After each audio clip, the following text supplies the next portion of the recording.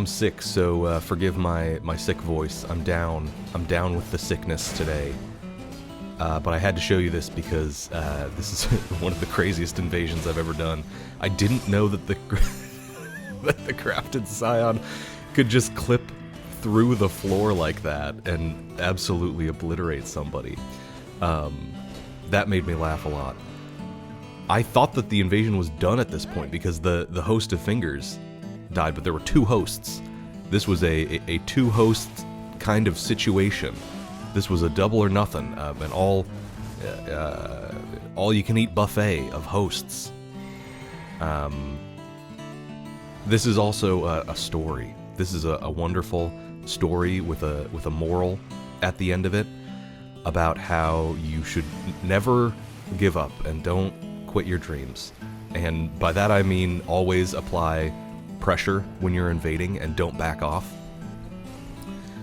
Even if you're getting chased, even if you're outnumbered, just doing a classic like turn and burn kind of thing. Turn around, get a couple of hits in.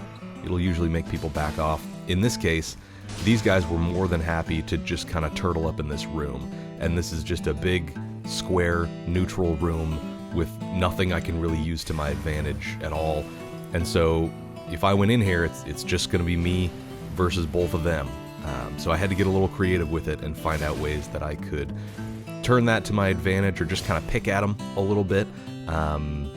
Try and whittle them down. Because they're just going to, waste resources trying to swipe at me using spells, using FP, using consumables.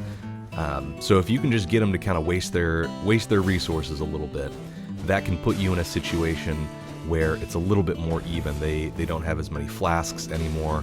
They don't have as many items that they can use or FP, and that can really help if it's just a 2-on-1 situation like this. And you'll encounter this sometimes where it's two dudes in a room. Nobody really wants to move anywhere, and they're trying to get you to come fight on their terms. And I find that a successful invasion is kind of a balance of, you don't want to just fight on the host's terms. You don't want to just run into an empty room with 3 guys and start swinging. That's what they want you to do so that they can wrap it up quickly. But at the same time, the longer you wait, the more things can turn to the host's advantage, especially if they're trying to summon a blue or summon another friend. So sometimes you do just have to charge in. A lot of times that will make people a little skittish because they're not expecting you to do that, or they're not expecting, the amount of damage that you can put out if you do that. If you take a couple of swipes at somebody, they might back off. They might start playing a little more passively. So you got to find that balance of being aggressive and sometimes giving the host what they want, which is just a classic, 1-on-3 fight, versus waiting people out, being tricky, being a dirty, nasty little tricky man, and trying to turn the situation to your advantage.